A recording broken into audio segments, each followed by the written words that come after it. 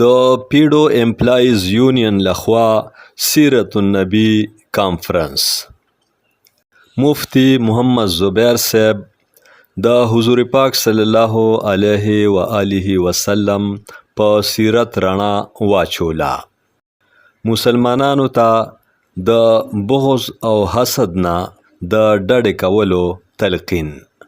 د محکمه توانایي او برقیات ذیلی ادارې پښتونخوا انرژي ډیولپمنٹ آرګنایزیشن پیډو په ملازمانو مشتمل پیډو امپلایز یونین لخوا د ربیع الاول د بزرګ میاشتې په مناسبت د پیډو هاوس پېښور په جومات کې سیرت النبی کانفرنس ترسره شو.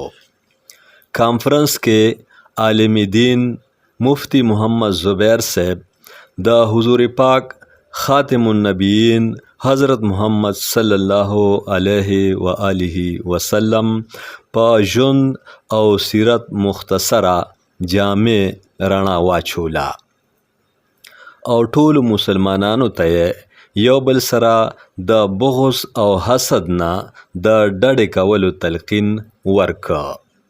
د کانفرنس شروع تنزیل احمد د کلام پاک تلاوت سره وکړه. ورپسې محمد حسنین نعت شریف وړاندې کړ.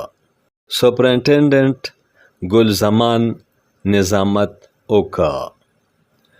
ډایریکټر هایډرالوجي کریم خان، ډیپټي ډایریکټر ایډمن الطاف الله، اسسټنټ ډایریکټر ټرانسپورټ محمد نثار او اسسټنټ ډایریکټر ایډمن عمران خان کانفرنس کې خصوصي ګډون وکړ.